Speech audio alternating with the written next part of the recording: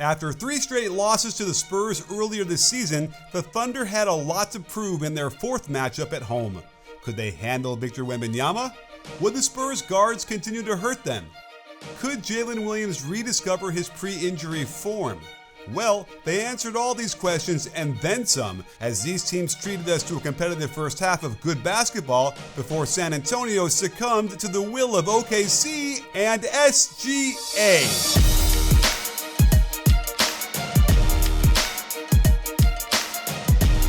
The first thing I noticed about how OKC generated a number of their buckets in the first half is how they used the handoff to create advantages. Watch how this clever zoom action opens up a 3. After the initial double ball screen forces a switch, the handoff to Caruso finds him with a lot of space between him and his defender as it flows to the inside ball screen. I love how Williams continues his path to now set a pin down for Wiggins, and he gets an opening to his left, which is easier for right-handed shooters, and drops the 3 ball straight through. They ran it again in the second quarter, and you know a team has chemistry when they can move from one progression to another seamlessly.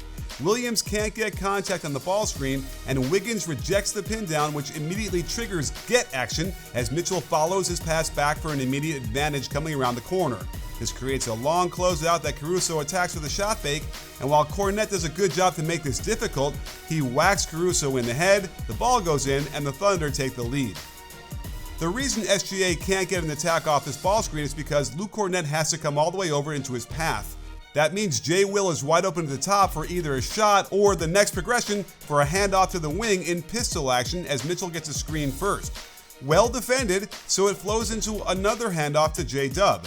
You can see the defense wants to ice this and force baseline, and Kornet does his job by containing the ball handler.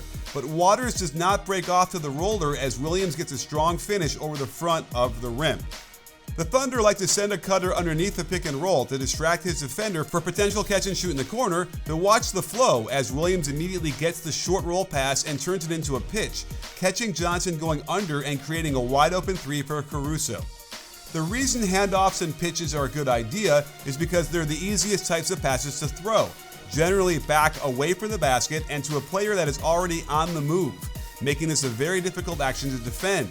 Even a simple cut behind a driving player can get a lot of advantage as J-Dub skip dribbles right by Champagnie with Wemby not in position and the rim protecting the shot on the reverse.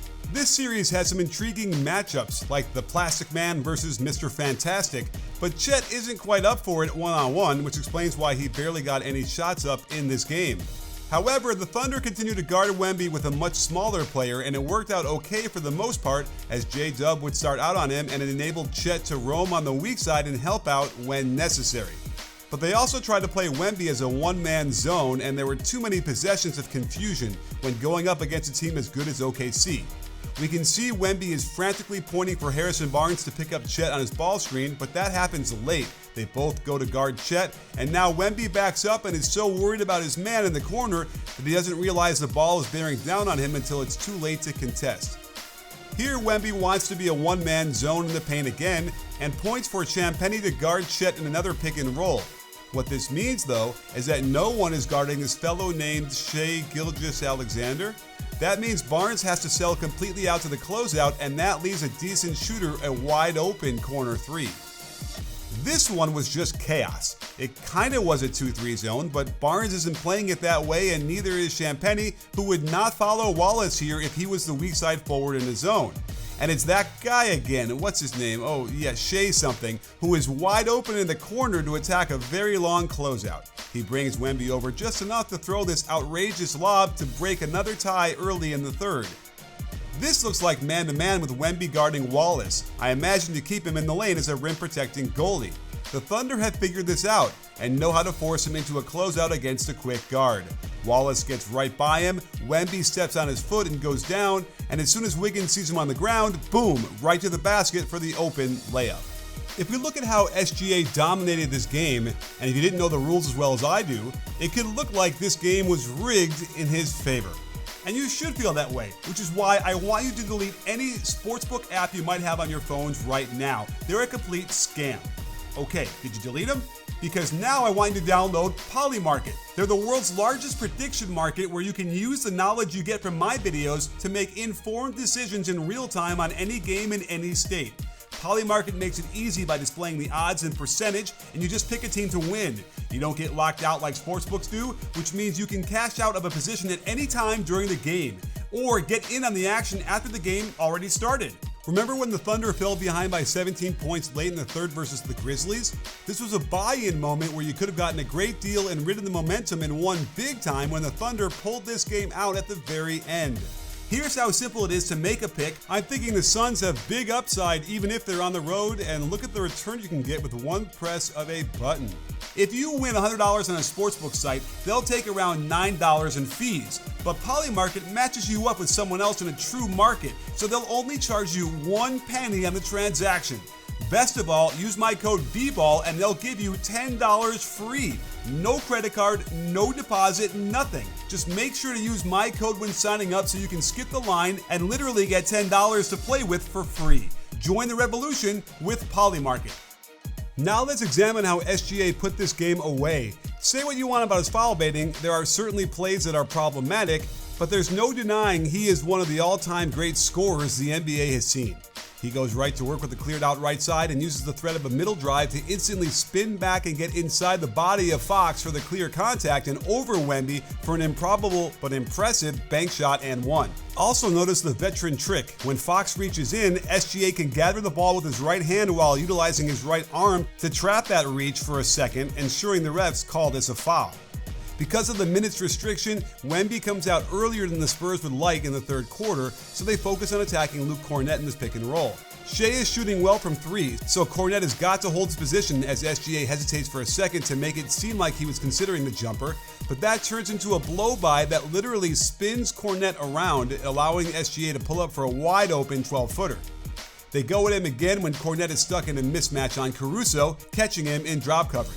In fairness, this is the shot the Spurs want to give up, a contested step-back midi, but SGA is too good. It was also easy for the Thunder to force Wemby onto a guard and then attack when he was one pass away and had to be concerned with the kick out for an open three, which allows one of the rare times that a Thunder player tried to attack the rim with the Frenchman in the area. They'd also utilize SGA's gravity to open up things for his teammates. On this step-up screen, the Spurs make a mistake and have two defenders rotate to the ball. This should have only been Harper getting there. As a result, the defense is forced into full rotation, and to their credit, they did a beautiful job to recover. But it lets Chet pull Kornet out of the lane, and Harper swivels his feet improperly to allow a straight line drive where J-Dub can do a quick release inside hand finish off the glass. And SGA is just too slippery as his crossover catches Johnson reaching, and this just isn't Kornet's help. It should be from the low man on the weak side, and that gives Williams a wide open corner shot which he is more than capable of knocking down. Overall, the Spurs defense, despite ranking third overall, made too many mistakes to compete with the juggernaut that is OKC. This baseline out of bounds play was fascinating as we see the first time Champagnie switches onto SGA and Johnson wants to switch onto Joe but then runs right into the screen for a foul. So when they inbound it again, Fox assumes Champagnie will switch this initial screen again. Inexplicably, Champagnie goes to the cutter, leaving SGA wide open underneath the hoop for the layup.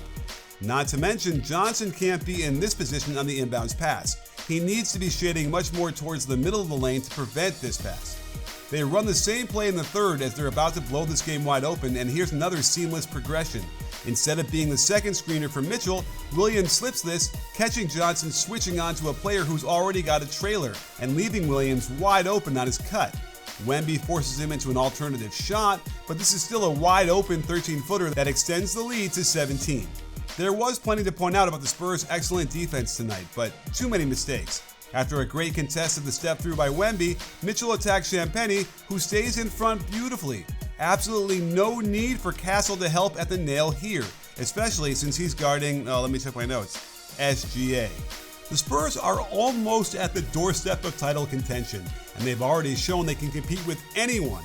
But they've got to cut down on their defensive mistakes if they want to get to the finals, a place where OKC has already been and should be there again this year. Hopefully, the rivalry will be born when these two match up in the playoffs.